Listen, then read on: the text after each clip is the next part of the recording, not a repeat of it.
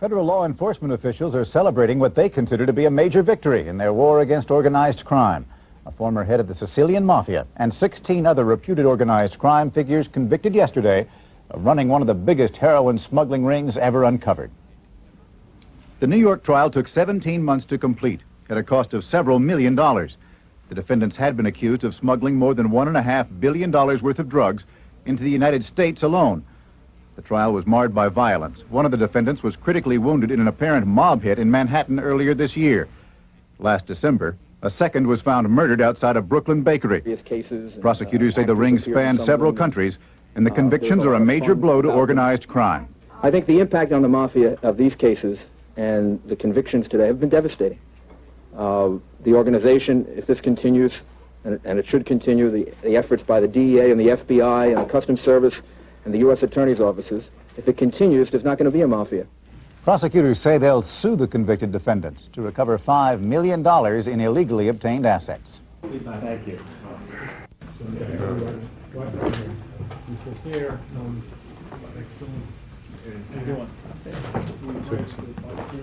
Yes, good. Right. Yeah, it's a good move. Denny Young, Associate U.S. Attorney representing Rudy Giuliani, Chief of Detectives Colangelo, Pat Dugan representing the case of grand jury, Lieutenant Carroll of the Manhattan South Detective Task Force, Cy Vance, who worked on this case, Mike Chikaski, the head of the Rackets Bureau. Good.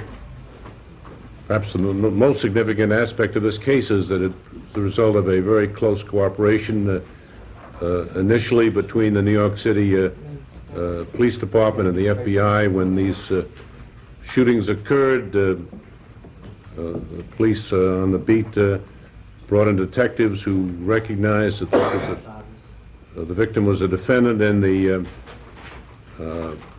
Pizza Connection case. Immediately got in touch with the FBI, and together they worked this case and really solved it in very fast fashion, and there was close cooperation between the United States Attorney's Office and the District Attorney's Office and the presentation of this case to the grand jury.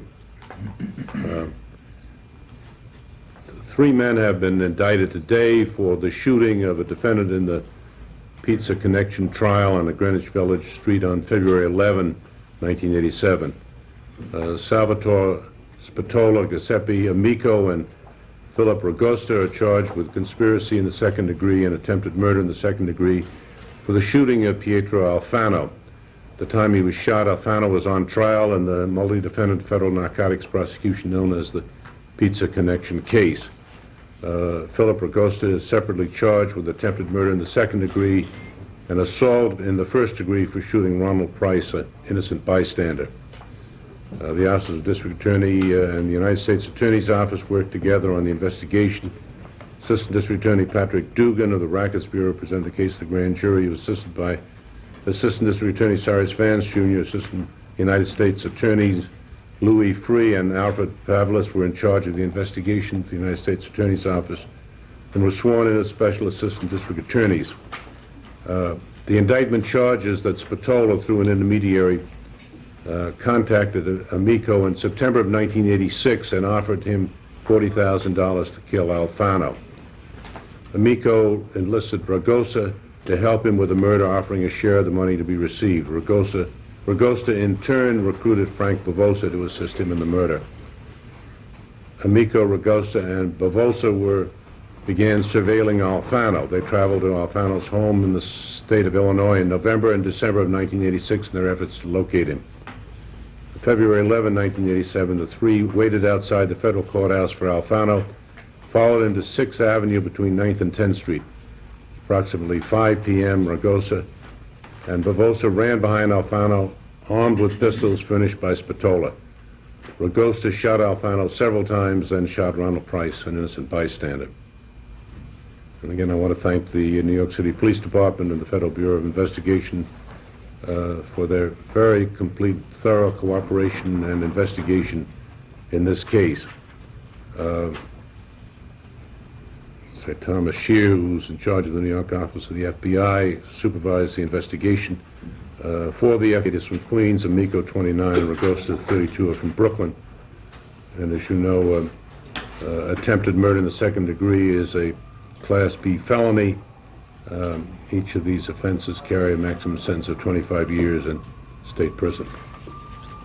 Mr. Morgenthau, in the first part of the indictment, Spatola asked Joanne if he knew anyone who could teach him a lesson. Can you tell us what the lesson was? Why were they angry at Alfama? There are a number of theories, but I don't speculate about theories.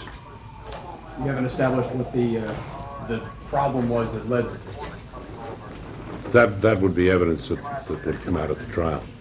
Mr. Morgenthau, Mr. Young, and Mr. Scheer, just a clarification on federal charges that have already been brought in this case. Bavassa was charged in federal court in New Jersey, I believe, as was Patsy Conte, charged in the Southern District. Let me see if I can give you a synopsis of what the federal charges are. The federal charges haven't been dropped, in other words. The charges against had been brought against Messrs. Amico, Ragusta, and Bobosa on a federal charge brought in the Southern District of New York. Those charges are still pending. The case against Frank Bobosa, however, was arraigned in New Jersey based on the federal charges brought in New York. A fellow named DeGrazia also was arrested on a federal complaint, and he has pled guilty. I guess he pled guilty on April 16th in federal court. But just let me reiterate again what a magnificent job the Federal Bureau of Investigation and the New York City Police Department have done here, is investigating this matter and bringing it to the point where we are. And it's another fine example of law enforcement working together jointly, the District Attorney's Office, our office, the two investigative agencies, for the people of this city. The charges against Mr. Conte, have those been dropped? Or Charges brought against Conte and Polera have been dismissed. The individual who was shot along with Alfama, Ronald Price, was he an associate of Alfama? No, he was just an innocent bystander. He was an innocent Yeah, bystander. innocent bystander, just happened to be on the street at the time. why wasn't Bavassa charged in this case? That case is being handled in New Jersey under 18 U.S.C. 1952. That's a case that they're handling over there.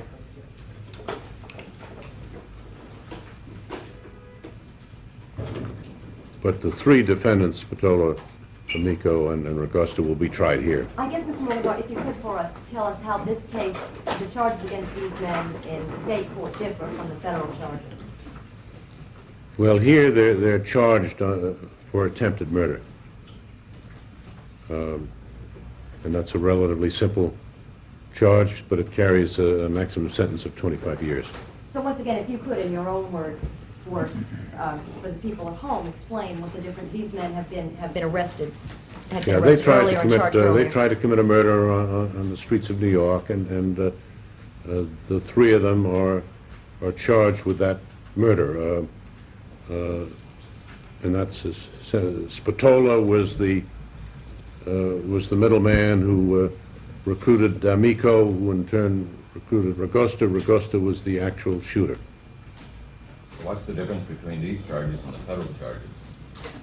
Well, under New York state law, you can charge people directly with murder. The other one is murder for hire. This is just for murder. So That's right. what Attempted difference murder, is yeah. Mr. Scheer, the charges against Mr. Conte there were charges also brought in the Eastern District, if I recall. Are those charges still standing? I'll refer that question to... No. So dismissed. The charge against Conte in the Eastern District were dismissed as well. And why were the charges against Conte dismissed for lack of evidence? No, this is an ongoing investigation, and at this point, I don't think I can comment about the reasons for the dismissal.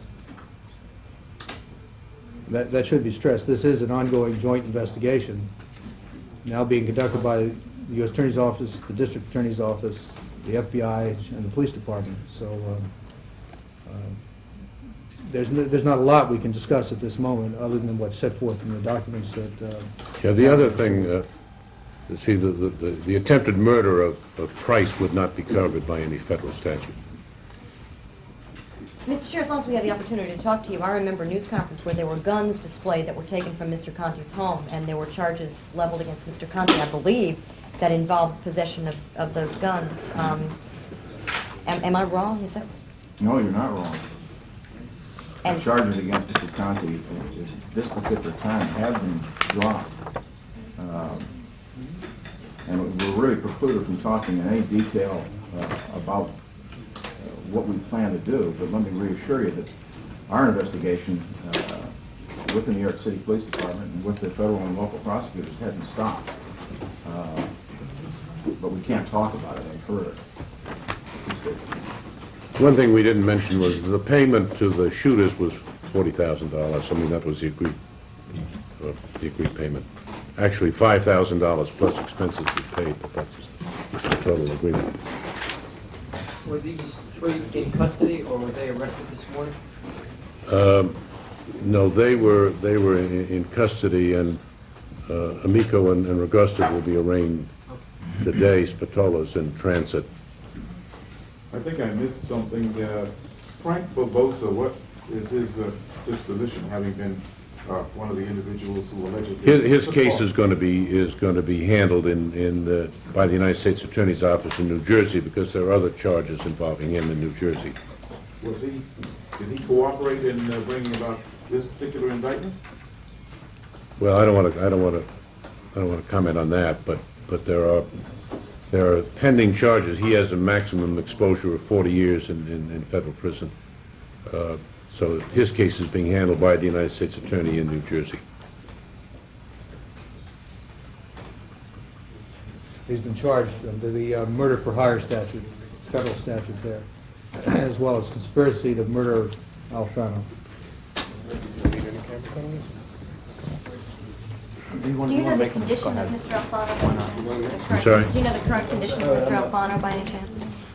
The current condition of Mr. Alfano is medical He's condition. paralyzed from the waist down. He's in the Federal Correctional Institute in Springfield, Illinois, in a hospital. It's a very nice institution, I understand. The best money can buy. Yeah. Paralyzed? He's paralyzed in the waist. Paralyzed, but Mr. Price is recovering. He will be all right, physically all right.